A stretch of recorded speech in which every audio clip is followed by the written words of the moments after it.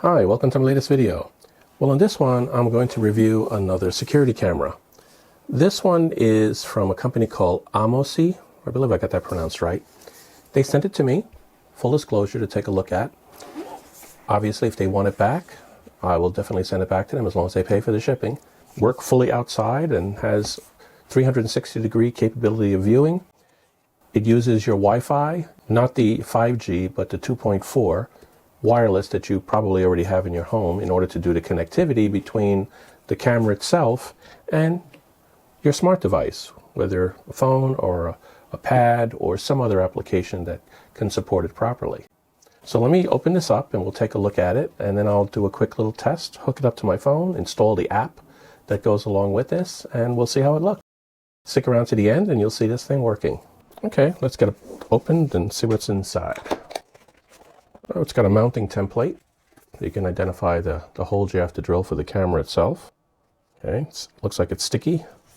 It's got a instruction manual. It looks pretty thorough. It's got nice large print to it too. It's got pictures, and I think in here it shows you the different apps, the QR code you'll have to use in order to get to the apps that you want to get to, depending on what type of smart device you happen to have. Okay, so we'll try that. What do we got here? This is the solar panel. It looks like it's micro USB. So that'll mount separately from the camera onto the wall or exterior of your home or whatever. And then it connects into the camera. There's the camera itself. Let's get this thing out of here. Oops, looks like I already grabbed the little panel here. Let me get off. That tear is already half gone anyway. It's got a second tear, it looks like, for the sensor here, because it will sense people that come in within range of it. Pretty standard to some similar ones that we looked at before. Here's where you'd plug in the power, so you can charge it either through a cable. Let's see, did it come with one? Here's the mounting device for the solar panel. And then what do we have here? There's some mounting screws. And then here is the actual connection, also micro USB, to connect it up and charge it. So it's a USB-A at one end, micro USB at the other. And that way you should always pre-charge this. So I'll go ahead and make sure I do that before I actually use it. After that, it will pick up its charge from the solar panel as we start to use it. Let me go through the instructions and charge it, and then we'll see what happens, see how it works. Okay, here on page 3, we have the iOS and we have the Android. The app is called CloudEdge. So let me go ahead and load that app. I'll get it. I will install it. Done. You're going to have to create an account on this CloudEdge application. I'll jump ahead and go through that, okay, and get the account created.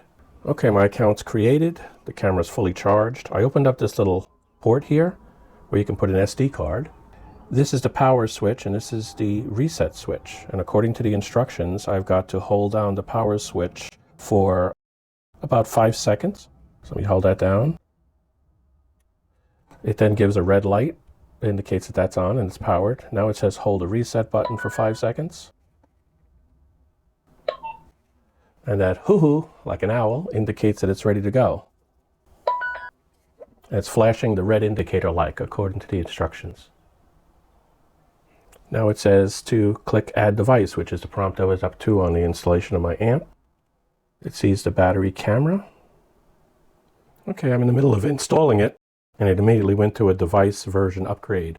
So the actual app is going out, gave me the choice, and it's in the middle of upgrading the application right now. But it did connect to the camera.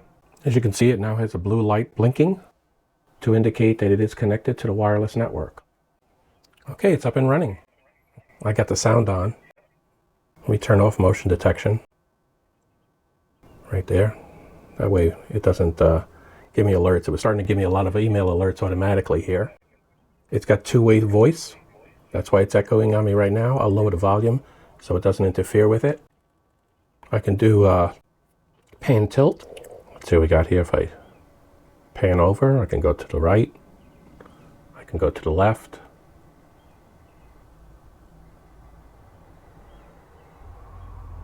I can move up. See all my studio lights, or I can move down. Then I just see my black table. Let's go back up again. Very responsive. So if I wanted to focus in on my tripod over there, I could do that. The stuffed animals on the bed there, and the clock on the wall. It does not support zoom, just to let you know. It only does pan and tilt, so it's a PT, not PTZ. As I mentioned before, it does have an SD card at the top that you could actually include on it, where you can store, or you can use some of the cloud storage. They give you some cloud storage, or optionally you probably could purchase additional cloud storage if you'd like. If you want to get into the different settings, there's a lot. I'm not going to go through them all, but you can come into here and see whatever you want to see. You can restart the device, you can do all of that. Okay, so it works. Let me bring it up and take a look at myself on the camera here. So it seems to work just fine. Okay, so if you'd like this, I'll put the link down below, the Amazon link to how you could purchase this camera if you'd like. Let me know if you have any questions, or there's actually a number in the manual that comes with it, and you can get the questions answered from the manufacturer as well. From what I heard, it's a pretty good service. So until the next time, take care.